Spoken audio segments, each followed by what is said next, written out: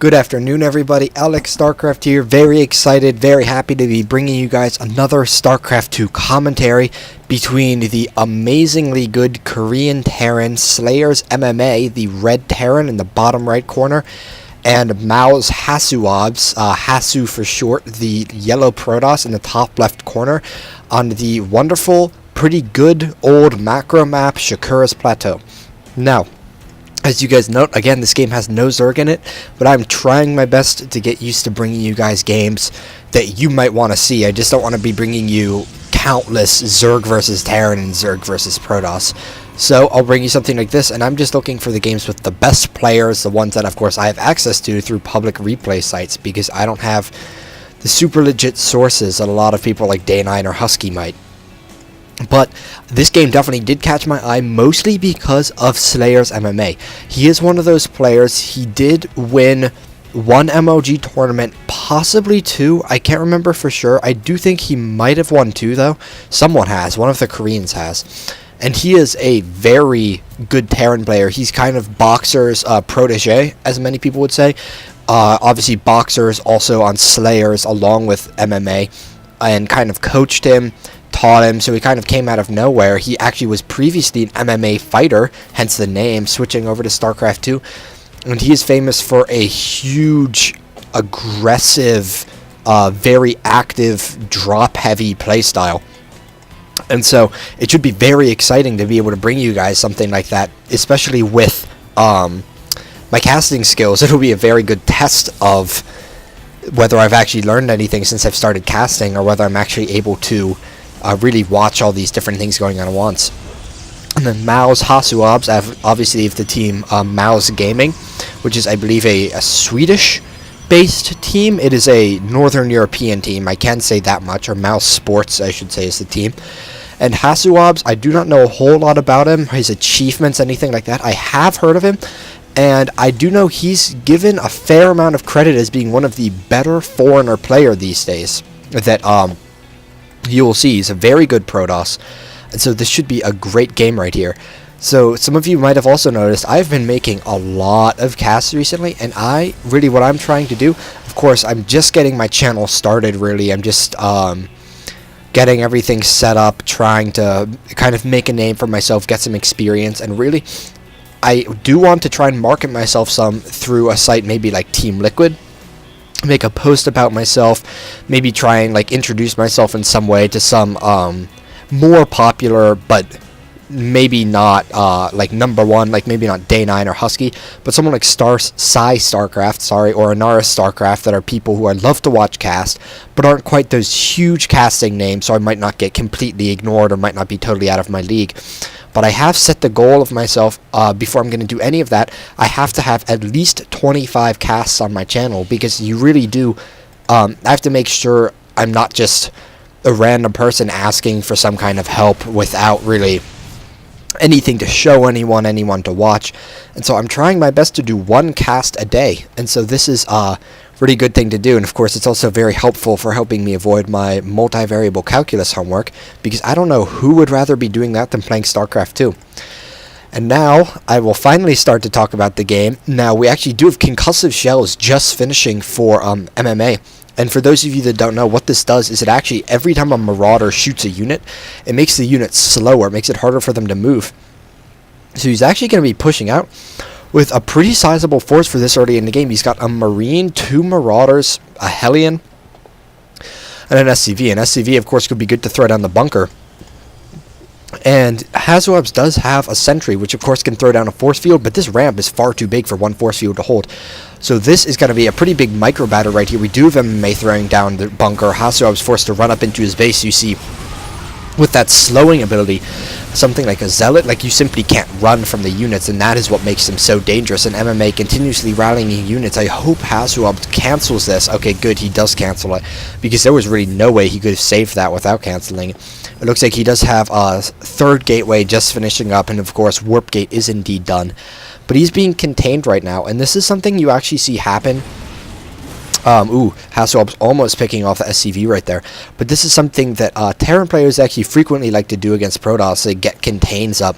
And the Protoss really can't break that until he has like a robotics facility up, just because, of course, these infantry units like the Marauder, they're so very strong against gateway units, especially with, again, the slow ability. It's a huge issue for the units like the Stalker, that you really have to be micro-intensive, keep them out of range. But it looks like HasuObs, he is building up a bit of a force here, and it looks like he's going to be ready pretty soon to try and bust out of that. And see, MMA is salvaging the bunker, pulling back all his units. What he was really doing right there, he was just containing HasuObs, denying him of that expansion while he got his own up and running. And you can see now he's not in a worker lead, but of course he does have those mules, so you see his income hovering a good amount over HasuObs. And HasuObs also, while he has more workers, he's oversaturated at the space, so this worker count not quite as efficient as it could be.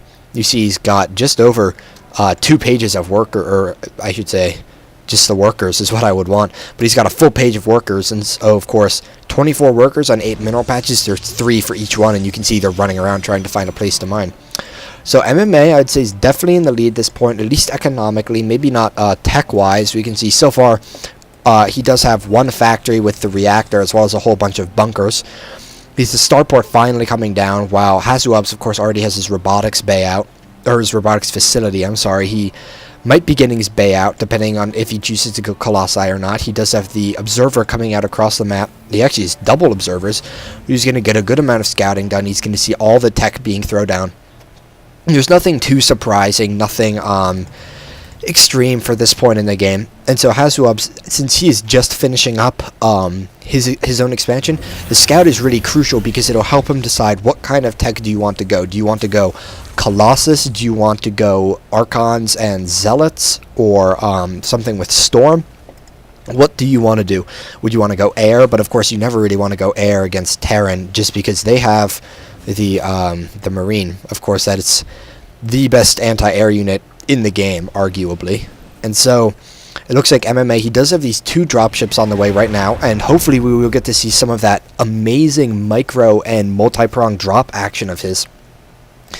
And that is one reason I was going to say HasuObs might not want to go Colossus, and it looks like he indeed is not going to be going Colossus, because of course with this starport with the reactor up, he can just start producing Vikings as soon as he sees a Colossus, and that will render the Colossus completely ineffective. Of course, this observer does see this army move out, so HasuObs is going to be pulling all his units back to defensive position.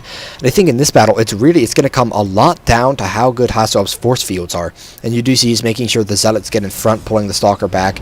And so, again, the observer being very helpful. It is, oh wow, MMA, a great little catch there. He does indeed see the observer dropping his units and picking it off.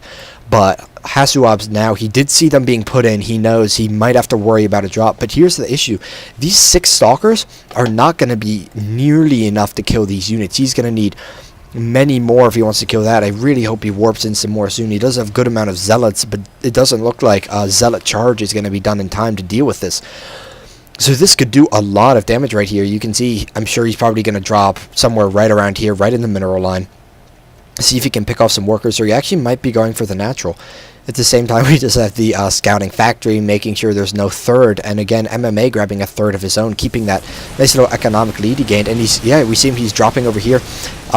This might have been an accident, setting that 1 Marine there, but we do see him, he's going to try and pick off the forge, see if he can cancel on the upgrades. Unfortunately, no upgrades are going right now, but great force fields coming down from HasuObs, making sure those units can't get in range of the forge, they also can't escape. And so he doesn't lose a medevac, he loses a few units. But now HasuObs does know he is there, and so he's going to have to worry. There's units over here on the minimap. Oh, it's just the factory. Okay. The very, very sneaky factory right there. You can barely even see it, especially with that production tab. And see, we do see HasuObs trying to grab his third, but now MMA is fully aware of what would probably be the timing of that third, and he does manage to deny it. And MMA, again, he already does have his own up. He's got a pretty nice economic lead, going to be going for a drop there, looking to increase it, kill some workers. He manages to pick off 2 workers before having to pick up and run away. And let's see, it should be only 2 workers killed. Yes, 5 workers killed for MMA, so he might have killed, he killed a few earlier on when scouting workers and whatnot. And once again, the observer just kind of sitting, making sure that there's nothing Nothing too crazy happening here. Of course, he's going to have to make sure he moves before this missile turret gets built directly underneath him, and we do see just that wonderful game sense from MMA, knowing, oh, there's an observer right there, I can pick it off. Now, going to the income tab, we do see that MMA is about 10 workers ahead, and that's a great advantage for him, especially with those mules. We do have the one cannon there, but of course that's not going to do a whole lot against this army. He might get the medevac, but it looks like no. And he's going to be microing, trying to pick off the warping in units, but he's just going to have to pick up. He does lose the medevac. So, HasuObs finally managed to kind of shut down the drop play. You see the medevac just kind of running back home. And it looks like HasuObs might be gearing out for a push, because he does have, indeed, a good number of Templars. Zealot Charge has finished. Blink is about to finish. And here he is killing those Hellions. I'm sure he'll be trying to grab that third. And so right now, it looks like he might indeed... where's the supply tab, or army tab? It looks like... HasuObs does have a slight army advantage, just because he's about 10 less workers, so they're about equal on army, but so far all MMA has, he does have the one ghost, so that'll be helpful, but all he really has is this 1-1 bio ball, while HasuObs has a big 2-1 Zealot Archon army, and this could be very scary for MMA, and so we do see him retreating right there. But as long as MMA can just defend this third he has, he will pull ahead. You can see he does have the higher gas income that'll allow him to get more tech. This observer barely living, very frightened right there. And so we'll have to see these units just kind of dancing around each other. Looks like the engagement is going to be coming down. All of the Zealots charging in. Not many good EMPs managing to go down. He does get a few of the Zealots, but it looks like MMA is actually not... He does have some beautiful stutter step. He's actually managing to kite the Zealots a good amount. But there has been a lot of damage done right now. But it looks like at this point, MMA is not in great shape. He's kind of being cornered. The Archons do go down extremely quickly, though. And so MMA does manage to hold that, but he also did lose a lot of units. The Blink allowing the Stalkers to escape, which of course is a very nice thing. So we do see in the units loss tab, they're actually only different by about 70 minerals, 75 minerals. So that's was a pretty even engagement there. We did get to see a little bit of MMA's wonderful Stutter Step Marine Micro, Marine Marauder Micro, of course. And at the same time, he did slip up on those EMPs a little bit. Of course, HasuObs doing a really good job making sure his Zealots were in front, getting a good engagement, and forcing MMA all the way back into this little, I guess you call it, pocket behind the brush, making sure that he couldn't run that much more. Now that we do have this ghost back here, I hope MMA does see that, because of course, the EMP from one ghost can make a huge difference in this battle. So now we'll have to see. We actually do have a double pronged drop going on right now. This one gonna hit the just up third. The photon cannon is not done. So you do see him running and sniping that, picking off 2 workers before units being warped in. But of course, at the same time, we do have this picking up here, and we see the army is totally out of position. So this could do a lot of damage. You're doing him picking off the robotics bay, and this, and I'm sure he's gonna get the forge too. He might go for the Twilight Council. Of course, the Twilight Council has done its work. He gets the forge. It looks like he might. What's he gonna be going for next? Oh, he's going for the Templar Archives. He's gonna get it before Storm finishes, and that is a huge win for MMA. He's not going to have to worry about Storm for quite a while, and you can see still his army can totally take on all these warping and Zealots as well as the Stalkers with just a little bit of micro. Unfortunately, MMA just choosing to save the medevac, sacrifice the army. But as I said, MMA, he's known very well for all these drop attacks, and we did see it a huge success right there, forcing the cancel on, or not the cancel, but just making sure no Storm would be done. And so now he is still ahead on supply. Armies are about the same size, but it does look like we are going to have an engagement very soon. We have the one preemptive force field going down right there. And the barely alive medevac flying across the map. We do have the observers scouting up there, making sure there's no more drops. HasuObs is very worried about what those drops could do. We actually have a Dark Shrine on the way. Now, of course, this is not always the most effective thing against a Terran player, just because they do have those scans. But we do have the big engagement coming right now. Once again, the Zealots charging in, and we do see the pretty good... right now, he's just focusing on getting off the good EMPs, but now we do see that Stutter Step Micro coming into play from MMA.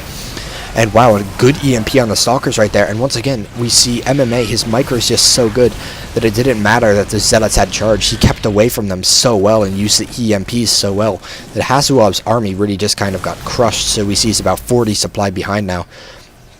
So when these Dark Templar eventually do come out, he's going to have to make sure that he does do some work. And so MMA is actually, his force is getting a little bit separated. Actually, really great force fields from HasuObs, taking advantage of of the fact that that army was indeed split up, and it looks like he's going to be able to pick off a few units before having to run away when the rest of the army gets here. These stalkers, doesn't look like they're really going to be able to escape. They have nowhere to run.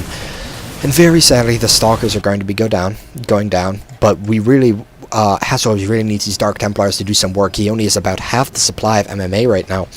So he's kind of in a desperate situation. MMA does have that 4th base up and running now. And so HasuObs is getting a little bit desperate here. We can see again he's not that far behind on workers, but he does have about the same gas income, but only about 2/3 of the mineral income.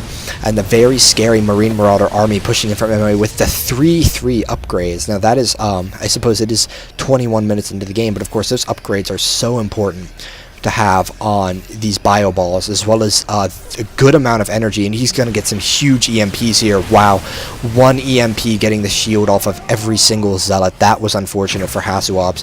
But MMA, now we see him, he's throwing down snipes on the zealots, and he's just charging in. I'm sure he'll notice that there are Dark Templar here, and he's going to scan in just a second.